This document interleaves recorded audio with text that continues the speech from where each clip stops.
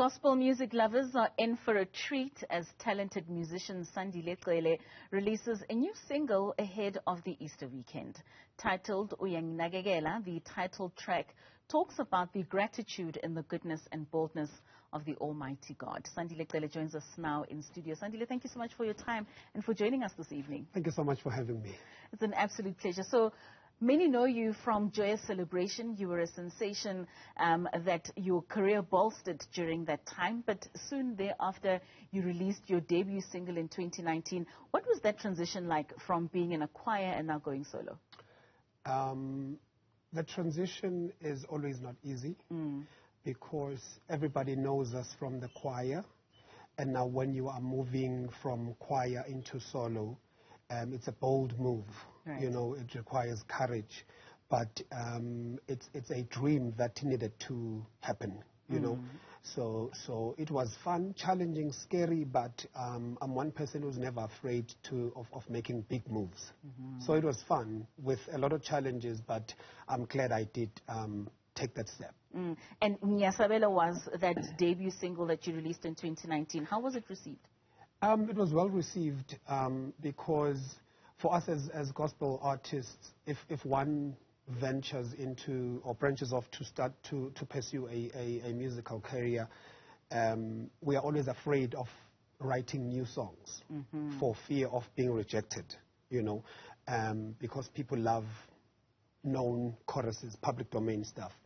But the shock I got was people loved the sound.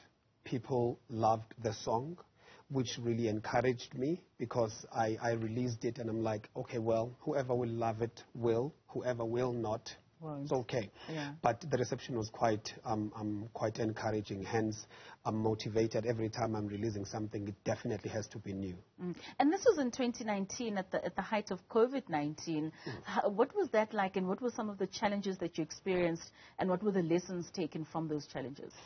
Challenges faced, one could not do interviews. Of course. So I released the music and I just had to check, you know, social media, you know, emails, and hope that when COVID subsides, things will open up.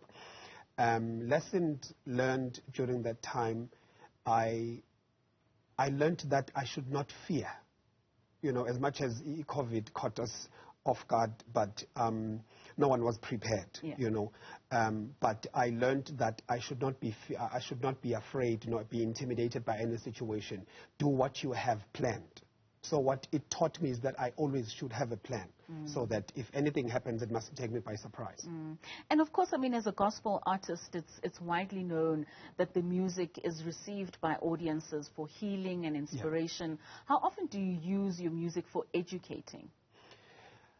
Oh wow, I've never thought of that. But as an artist, a creative, I try and write songs that will inspire people to look at life holistically. Right. You know, so that if any person listens to my song, they can relate to the song in terms of what does this song mean to me? What can I learn from this song? What does this song talk about? So it's kind of tricky, you know, because when we write based on our experiences that we've gone through, you know. So we hope that the educational aspect of it would be on the basis of life in general. You know, let's look at life in general, what we've gone through and how we overcome. Have you ever thought of giving up? Yeah, I've given up many times. Really? Yeah. It's not just a thought. I can count a number of times where things were not working out and I threw in the towel. And what brings you back? So when I throw in the towel, when I give up, it's time for me to start over, to recoup. You know, I say, okay, I tried that, it didn't work. What can I do?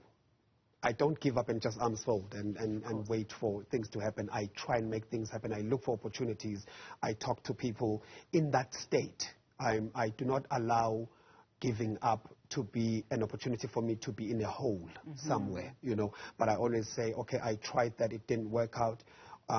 What am I good at? I always look from within, you know, draw strength from within.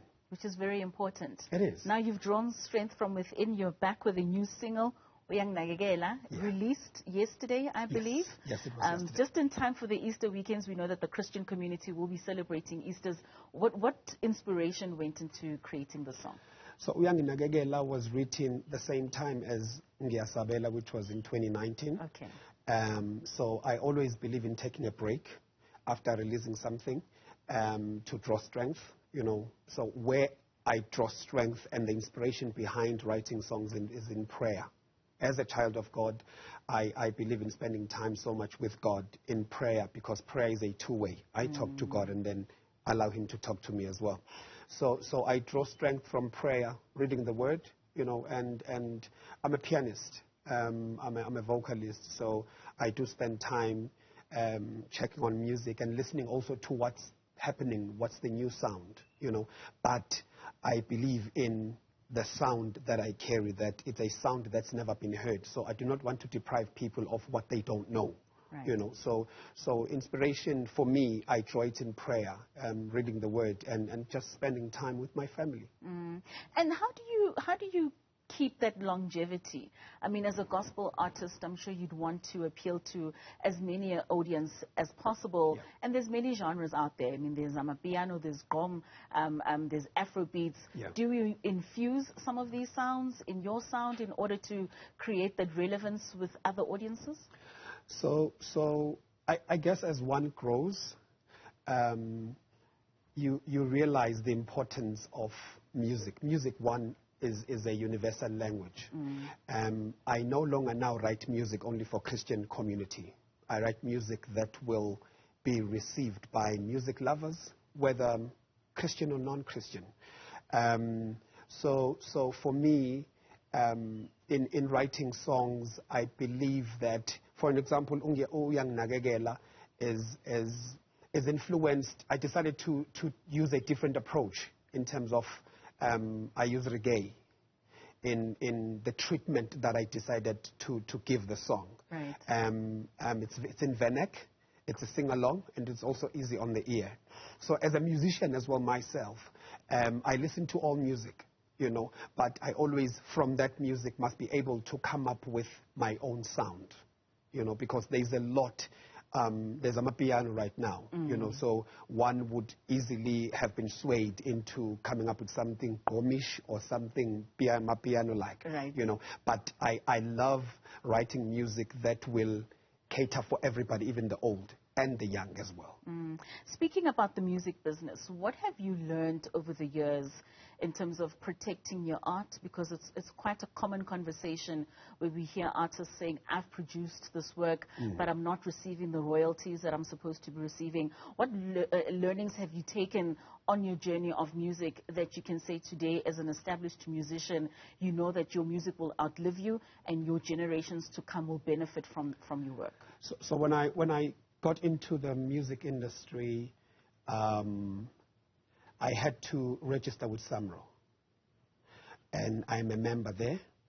As a songwriter, I've always believed that I can write songs, until a day came where I needed to branch into becoming an artist. Right. So in order for me, because I'm doing this full time, you know, I resigned at work to go and pursue my passion, which is music, which was taking a huge risk, because I was used into, on the 25th, I get a salary. Right. But now with music, you sing and you get paid, right? And you literally live from hand to mouth if you are not exposed to money, you know. So lessons I learned there were that, one, I need to take myself as a product.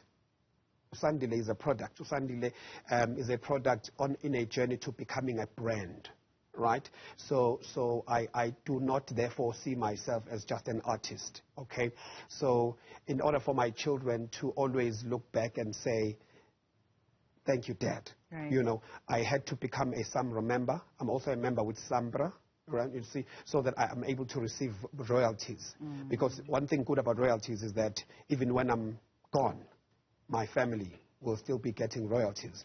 So I always encourage guys who are coming from behind us that, look, do not just be, don't relax and just be comfortable in getting gigs. Go and find out also, belong to a group of musicians, an association, and learn about the music business. I studied music as much as I didn't finish, you know, but I now know what it means to be an artist, what it means to be signed, what it means to write a song, and how important for your song to get airplay, and also belong to organizations like Bokapaso, you know, there's Abo Share Publishing, so that these are organizations that help us in terms of royalty collections, you know, because you find that there are a lot of musicians who are so not educated with regards to music business. They don't know, you know. People just enjoy going on stage, singing, be seen, be followed by crowds, but in terms of what will then happen later? The business itself. We've seen with a lot of legends who passed away not educated, and there were donations that had to be collected now at their funeral. And we cannot repeat the same mistake. We cannot walk in the same lack of knowledge that they were not exposed to, or they were exposed to. So I always encourage other musicians to look, study, have something to fall back on. As much as the music is for us, I always say music chose me.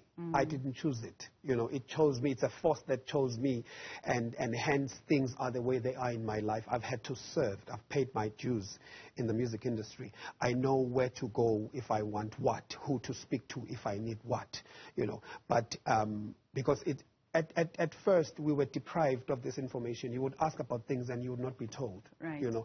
But for musicians now, in this day and age, it's bad.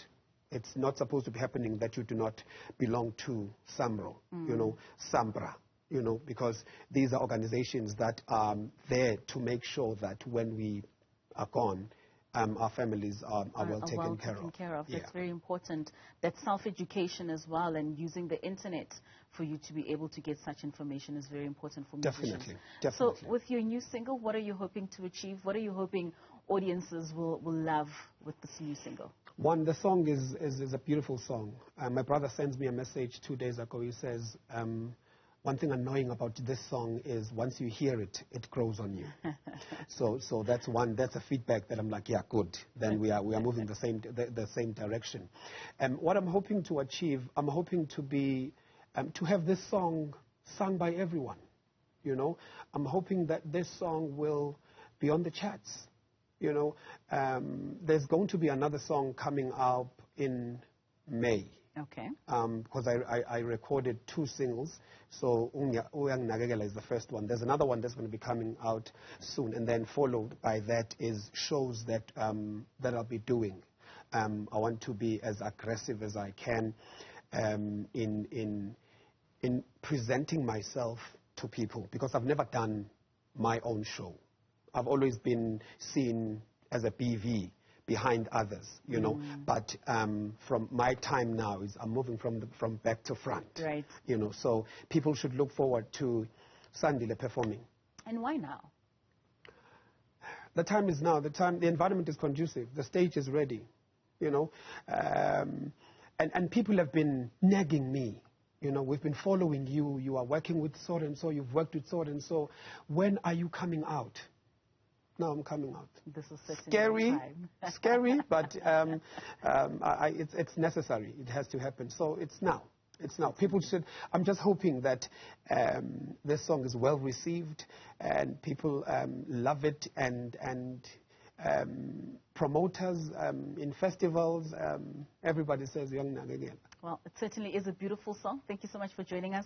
Thank you so much for having me. We wish you all the best, and thank you for your talents. Thank you so much.